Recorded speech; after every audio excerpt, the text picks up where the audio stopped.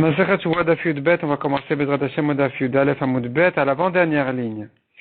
Les Rabbanan de Pligal et de Rabbi Shimon. Maninu. Les Chachamim qui sont maroquettes sur Rabbi Shimon, qui sont-ils? La Gemara ici se rapporte ce qu'on avait dit selon Rabbi Shimon. Qu'est-ce qu'on fait des agneaux qui ont été désignés au Korban Tamid de l'année dernière, alors qu'on ne peut pas les sacrifier cette année? On les rachète. La question s'était posée, mais comment on peut racheter un korban sans défaut? Réponse, Lev Bedin Matne Alehem. Le Bedin fait une condition a priori, que si on n'en aura pas besoin, alors on pourra les racheter. Et donc leur Gdusha n'est pas absolue. Les Chachamim, on a vu, ne sont pas d'accord avec ça. Et eux, ils pensent que...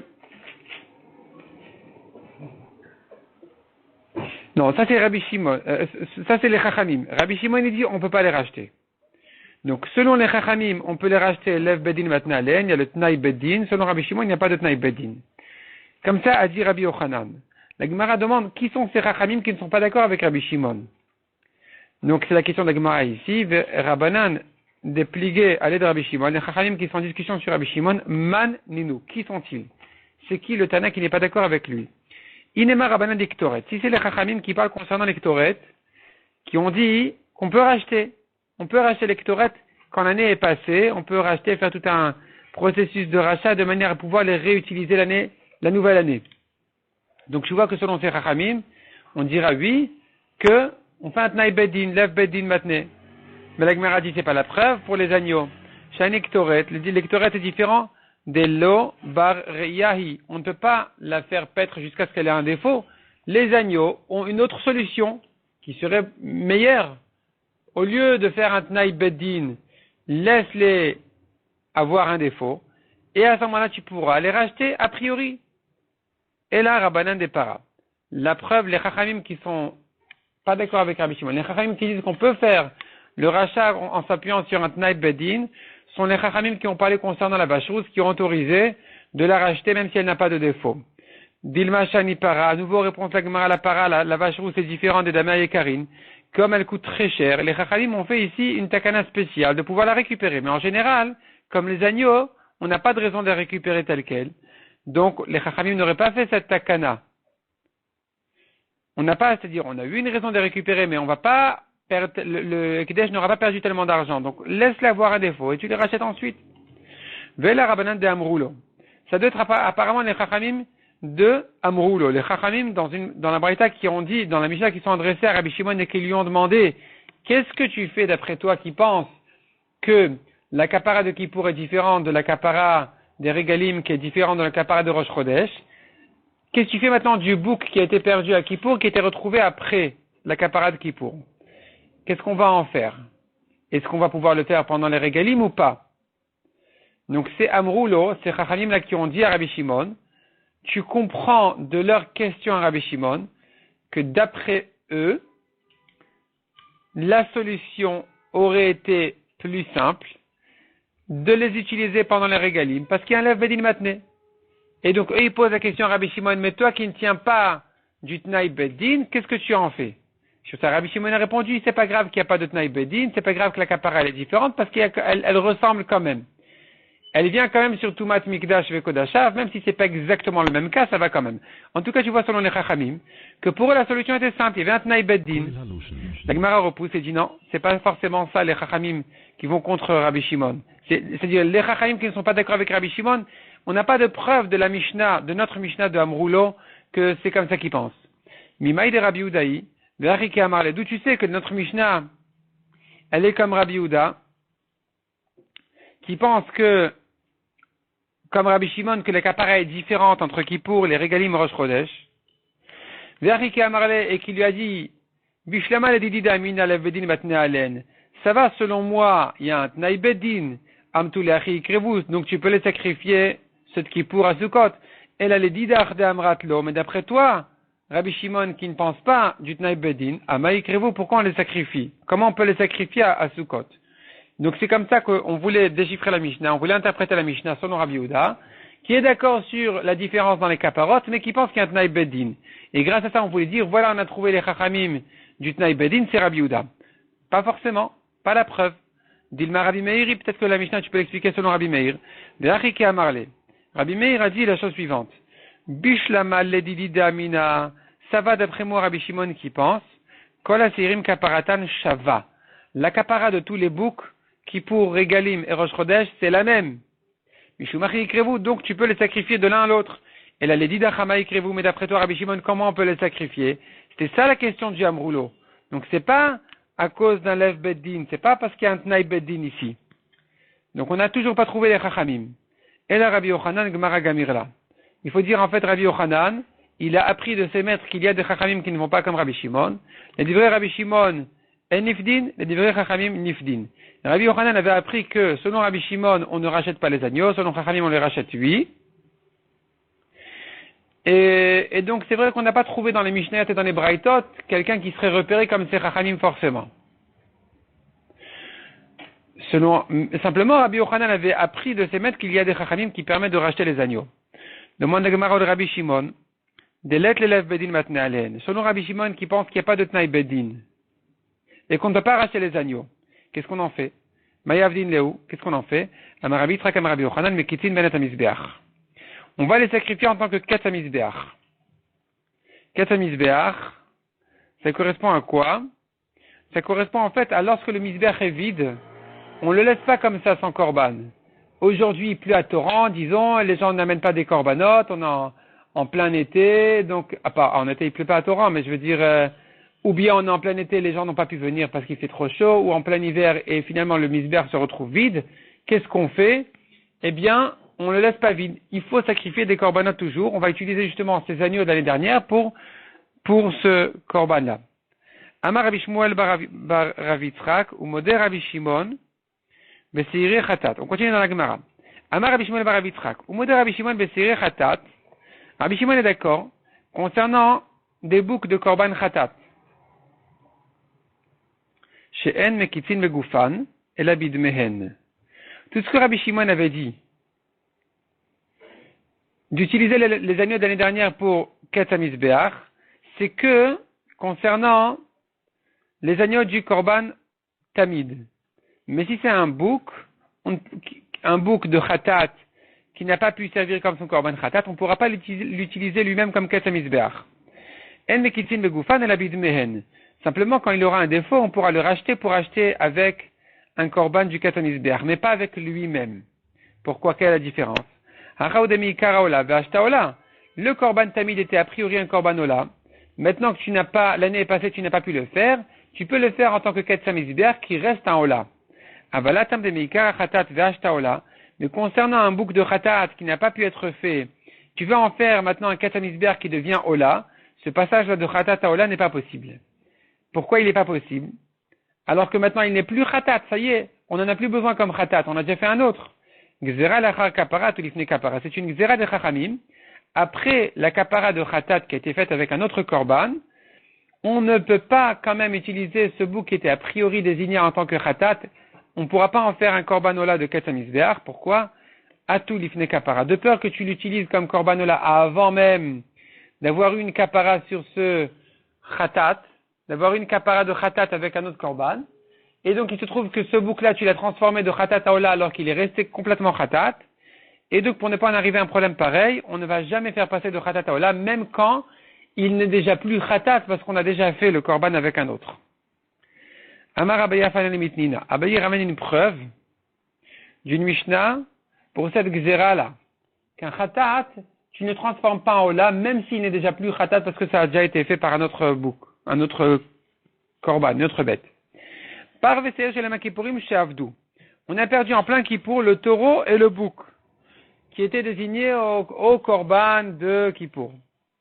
Il en a pris d'autres à leur place. Pareil, les boucs d'Avodazara qui sont perdus, on en a pris d'autres à leur place.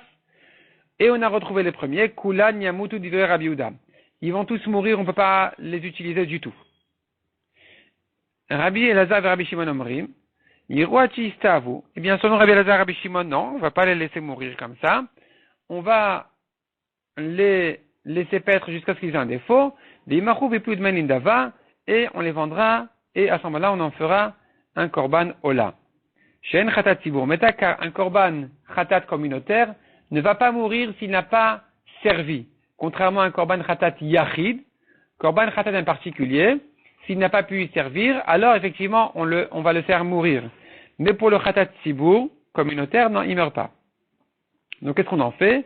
On le rachètera quand il aura un défaut, on en fera une Nedava. Ve'amai, pourquoi tu attends qu'il ait un défaut pour le racheter? Nikrivoinu Gufayola, fais de lui-même un korbanola. Et la lave shmamina, tu vois de là la preuve. Gzera lacha kapara tulifne kapara. Les Chachamim ont interdit, même après la kapara, où il n'est déjà plus désigné en tant que, pour khatat, de peur que tu l'utilises comme ola avant la kapara. Amar Rava. Afanan amitnina. Encore une preuve dit Rava. Ve'asheni rachi stev. Il s'agit là-bas des deux boucs de Kippour toujours. Les deux boucs, un qui est l'Hachem, un qui est l'Azazel. Ils doivent venir ensemble. On les achète ensemble, ils se ressemblent, la même taille, la même couleur, etc. Il y en a un des deux maintenant qui est mort. Qu'est-ce qu'on fait? On en prend de nouveau. Un des deux qui est mort alors qu'on a déjà désigné lui l'Hachem, lui l'Azazel. Qu'est-ce qu'on fait maintenant? On en prend de nouveau et on refait le Goral, l'Hachem, l'Azazel. On va faire donc maintenant un l'Hachem, un l'Azazel, et il va nous rester un. Il va nous rester un qui sert à rien, qui est celui en fait qui n'a pas pu être fait. Qu'est-ce qu'on en fait? Il va paître jusqu'à ce qu'il ait un défaut, et lui aussi sera vendu, on en fera un korban nedava, un korban ola. Ve'amai, yikraviu goufe ola. Pourquoi tu attends de le racheter après un défaut? Fais de lui-même un korban ola. Et la lave shmamina gzera kapara tulifne kapara. À nouveau, c'est une preuve. Les Chachamim ont interdit, malgré qu'on n'a plus besoin de lui comme khatat parce que la kapara a déjà été faite avec un autre, de peur que tu le fasses ola avant même la kapara alors qu'il est encore appelé khatat. Donc c'est une preuve pour ce qu'on a dit. Amar Ravina afaran mitnina, troisième preuve. Hacham shemetu be'alav, oshenit kapur be'alav. Korban Hacham, dont le propriétaire est mort, ou bien il a fait sa kapara avec un autre korban Hacham. On attend qu'il ait un défaut, on le rachète. Et on en fait de son argent un korban nedava. Rabbi Eliezer Omer Yamout. Rabbi Eliezer dit, non, on va le faire mourir. Rabbi Yoshua Omer, Yavi Bedama Vola. Rabbi Yoshua dit, on fait de sa valeur un korban ola. Le propriétaire du Hacham va faire de sa valeur un korban ola. Rashi explique la différence entre Rabbi Yoshua et Tanakama. Les deux ont dit, Tanakama, qu'est-ce qu'il avait dit? Les Chachamim avant Rabbi Eliezer, qu'est-ce qu'ils ont dit? Tu attends qu'il ait un défaut, tu le vends, tu en fais un ola. Et lui, Rabbi Yoshua, il dit, son propriétaire en fait un korban ola. De sa valeur, pas de lui-même. Donc, quelle différence entre Rabbi Yoshua et les Chachamim?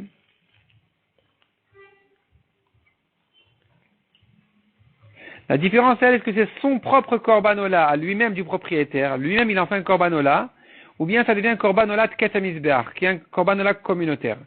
Si c'est le sien, alors il y a la mitzvah de smicha. Il doit amener les nesachim, l'offrande de farine et de vin qui accompagne le korban. Mais si c'est un korban communautaire, c'est pas à lui de faire la smicha. Il va pas mettre ses mains sur le korban, et il va pas amener non plus les nesachim lui-même, c'est le tibour qui doit amener les nesachim, qui sont les offrandes de farine et de vin qui accompagnent tout korbanola. Revenons à la Gemara. Demande la Gemara, donc pourquoi est-ce que tu me dis d'attendre qu'il ait un défaut? Velikrav ha gufa ola, fait de lui-même un ola. Et la lave, c'est bien la preuve, gzera lacha kapara lifne kapara shmamina. À nouveau, c'est une preuve que malgré que lui-même aurait pu être fait ola, puisque la kapara, en tant qu'Hacham, on n'en a plus besoin, le propriétaire il est mort, ou bien il a déjà fait sa kapara avec un autre. Malgré tout, on en fait un korban. On ne fait pas de lui-même un korbanola, parce qu'on craint que tu risques d'en faire un korbanola alors que la kapara n'a pas encore été faite et qu'on en a besoin, ce qui est impossible parce qu'il est encore Hacham. Donc c'est une preuve pour cette gzera là qu'on a vue. Tanya Namiachi, quatrième preuve. Non, Tanya Namiachi ça porte sur autre chose. Ici, la Gemara va nous ramener une preuve que les agneaux de l'année dernière, on en fait des korban katamizbeach. Mahen mevi'in minamotarot. Qu'est-ce qu'on fait des agneaux de l'année dernière? Des agneaux du tamis de l'année dernière. Ketz kivnot shuach la misbeach. Qu'est-ce que ça veut dire cette phrase? On en fait des figues pour le misbeach, la Gemara a compris. La Gemara demande, c'est impossible. On ne peut pas faire une offrande de fruits. La Torah interdit de sacrifier au misbeach tout le vin ou tout miel. Miel, c'est pas miel d'abeille, c'est miel de fruits. Donc les fruits, d'où les fruits, on ne peut pas les sacrifier au misbeach. Qu'est-ce que tu dis que maintenant on va en faire des figues pour le misbeach, des agneaux d'année dernière? Tane Rav Chaviva kivnot shuach le adam. Comme les figues pour l'homme, il les mange en tant que dessert après son repas. Ici aussi, on en fait un dessert au misbeach quand le misbeach a fini de manger, on a fini les corbanotes à sacrifier sur le misbeach et maintenant il reste vide. C'est là où tu feras justement de ces agneaux de l'année dernière, eux-mêmes, un korban pour le misbeach. Darash Rav Nachman bar Rav Chizda. Rav Nachman bar Rav Chizda enseignait En mekitin beolat ha'of. On ne fait jamais un ket misbeach avec un korban d'oiseau. Amar Rava Burcha. Rava dit ça, c'est une invention. Amar le Rav Nachman bar Yitzchak le Rava, Maï Burchata. Rav Nachman bar Yitzchak dit à Rava, pourquoi tu penses que c'est pas juste de dire comme ça? C'est une invention, on n'a pas de preuve de dire qu'on ne fait pas de ket misbeach avec des oiseaux. Anam Ritaniale, c'est moi-même qui ai dit cette halakha à Rav Nachman bar Rav Chizda. Ou Mishme de Rav Shimi Minarde Amritaniale. Et d'ailleurs, je lui ai dit cette halakha au nom de Rav Shimi. De Amar Rav Shimi Minardea, Motarot le Nidvat Tzibur Azle. Les korbanot de l'année dernière, on en fait un korban Nidvat Tzibur, ket misbeach, comme on a dit. Or, on ne fait jamais un korban ola d'oiseau en tant que korban tzibur. Le korban d'oiseau pour ola ne peut être fait que par un homme privé, pas par un tzibur. Donc, c'est pas valable ici. Vers Shmuel, ça va à la de Rabbi Yochanan. La Gemara nous dit que Shmuel aussi pense comme ce qu'on a vu au nom de Rabbi Yochanan, d'Amar Rabbi Damar Shmuel, korbanot tzibur sakin moshchatan lemashehen. Un korban tzibur, c'est le couteau de la shrita qui va le mener à ce qu'il devient. Donc Rabbi Yochanan qui avait dit que le korban tamid de l'année dernière devient un korban tzibur de ket misbeach pour la nouvelle année. Cette halakha de Rabbi Yochanan qui dit que le korban lui-même, l'agneau lui-même, il est fait en tant que ket misbeach, eh bien, on l'a entendu aussi par Shmuel qui a dit le couteau, il le tire vers ce qui est son nouveau nom, son nouveau korban. Donc l'année dernière, il était un korban tamid. Maintenant, en lui faisant la shrita, il deviendra ket misbeach, il n'y a pas de problème.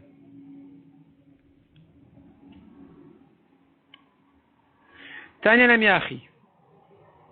Nous avons une preuve d'une braïta qui dit Umoder Rabbi Shimon Besaïr. Rabbi Shimon est d'accord concernant le bouc. Shimlo Karav. Baregel Ikrav Rosh Chodesh. Si le bouc était désigné pour le regel, la fête Pesach Shavuot Sukkot, et qu'on n'a pas pu le faire à ce moment-là, on le fera à Rosh Chodesh d'après. Vim lo Karav Rosh Chodesh Ikrav Yom Kippourim. Si on l'a pas fait Rosh Chodesh, on pourra le faire aussi à Kippour. Vim lo Karav Yom Kippourim Ikrav Baregel. Si on l'a pas fait à Kippour, on pourra le faire à Sukkot. Tu l'as pas amené ce régel, tu pourras l'amener le régel d'après, il n'y a pas de problème. On peut le changer, le faire passer d'une date à une autre date, du moment qu'on a besoin d'un korban khatat tibour. Chez Mitrilatoloba, il a le chaper al misbeach achitzon. Car depuis le début, il n'était désigné que pour le misbeach achitzon, le misbeach de la Hazara. Donc maintenant, le fait qu'il y ait un petit changement dans les conditions de la kapara, est-ce que ça va être mechaper sur un cas où il a une connaissance avant ou après, ou pas une connaissance du tout, ou un tamé qui a mangé, un taor qui a mangé du tamé, ou un tamé qui a mangé du taor. Tout ça, c'est des petites différences qui ne sont pas un problème de faire passer le bouc de l'un à l'autre.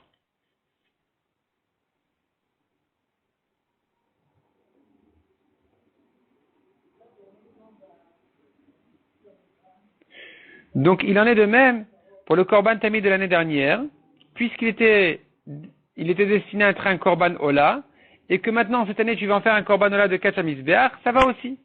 Donc, tu as une preuve de Rabbi Shimon qui a dit ce principe-là concernant le bouc de korban khatat d'un jour à l'autre, d'un régel à un autre, à Rosh Chodesh, etc., qu'il en est de même pour le korban Ola du Tamid, qui pourra devenir Ola du Katamizbeach. Ve'azdon tumat mikdash ve'kodashav, saïr anasa bifni ve'choulé. On a vu dans la Mishnah concernant quelqu'un qui a fait Bémézid, une faute de Touma. Il est rentré au Mikdash Tamé, il a mangé un korban Tamé. Ce qui lui pardonne, c'est le Saïr Anasa Bifnim, le bouc qui est fait au Kodesh HaKodashim. Maintenant, les milliers dont on apprend ça, de Tanou Rabbanan, comme on l'a vu dans la Braïta, le pasuk nous dit clairement, Vechiper à la Kodesh Mitumot Bnei Israël Vegomer. Et donc, il va pardonner sur le Kodesh des Tumot des fils d'Israël. Et la suite du pasuk, c'est Ummi Pish Ehem le Chol Chatotam. Donc, qu'est-ce que c'est que Pshaim? Pshaim et le Amradim. Ce qu'un homme a fait en tant que rebelle. Bémézid. Mechen Omer Melech Moav Pashabi. Comme dit le pasuk, le roi de Moav s'est rebellé contre moi. Donc, tu vois que le mot Pasha fait allusion à un rebelle. De Omer, encore un pasuk, Astifsha Livna Be'etaï. Donc, tu vois encore là-bas que la ville de Livna s'était rebellée. Donc, tu vois que ça s'appelle Tifsha, Pshaim, c'est donc un rebelle. C'est Bémézid. Chataot elu ashgagot. Le pasuk quand il te dit Umipishem lechol chatotam, qu'est-ce que c'est que chataot? Chataot, c'est quelqu'un qui a fait une avera beshogeg. Beshogeg, inconsciemment, vechen ou omer, nefesh ki techeta bishgaga, le pasuk dit clairement le mot techeta va avec le mot shgaga, shogeg. Donc tu vois que le korban de Kippour pardonne même des fautes qui ont été faites bémézid, de Touma. Al-Shiar averot yeba Torah. Sur les autres averot de la Torah, Akalot v'achamurot, la verrotte légère ou la verrotte grave, Asdonot v'ashgagot v'choulé, qui ont été faites de Mézid ou Beshogeg, etc. Demande à Gemara, la Mishnah se répète plusieurs fois. Aïnou kalot, aïnou assez. La Mishnah elle continue en disant, les mitzvot positives, les mitzvot négatives, les mitzvot de karet ou la verrotte de mitat bedin. La Gemara dit, je comprends pas, qu'est-ce que tu commences par me dire la verrotte légère ou grave. Tu continues en me disant, positive ou négative, karet et mitat bedin. Ça revient au même. Les aïnou kalot, aïnou assez velota assez. Les mitzvot légères sont bien les mitzvot positives ou négatives sur lesquelles il n'y a pas un chiyuv mita ou karet. Chamurot et les mitzvot graves sont aïnou kritat ou mitat bedin, sont bien les verrottes sur lesquelles il y a karet et mitat bedin. Et encore la Mishnah se répète quand on nous dit hoda velo hoda. Une mitzvah une avera qui a été faite consciemment ou inconsciemment. C'est ce que tu m'as déjà dit. Mezid ou shogeg, aïnou mezid. Oda aïnou mezid. L'oda aïnou shogeg. La Mishnah nous dit mezid shogeg, oda l'oda. Ça revient au même. Oda consciemment aïnou mezid, c'est mezid. L'oda inconsciemment aïnou shogeg, c'est bien shogeg. Amar Avuda répond à la Gemara Rika Amar. Al-Shiar averot yeba Torah. Sur les autres averot de la Torah, ben kalot, ben chamurot, aussi bien légères que graves, ben chassan, beshogeg, ben chassan et mezid, aussi bien s'il les a commises beshogeg que bemezid. Otan chassan beshogeg, et celle qu'il a fait beshogeg.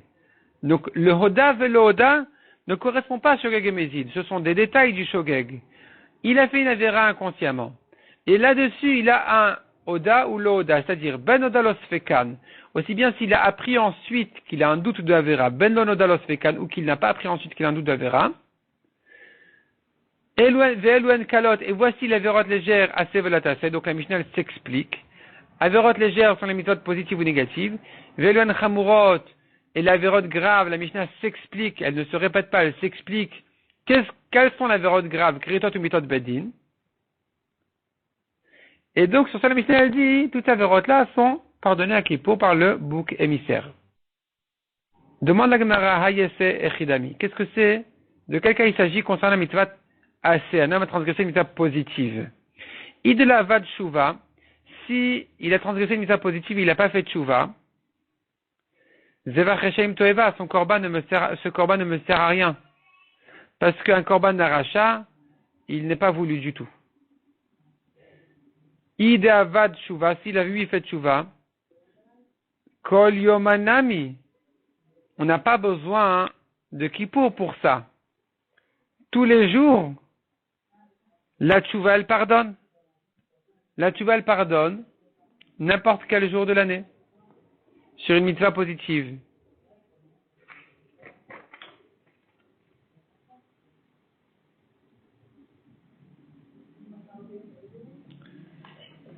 Détania, comme on a pris dans une braïta, avar el mitzvah d'asa tchouva, celui qui n'a pas accompli une mitzvah positive et il a fait tchouva,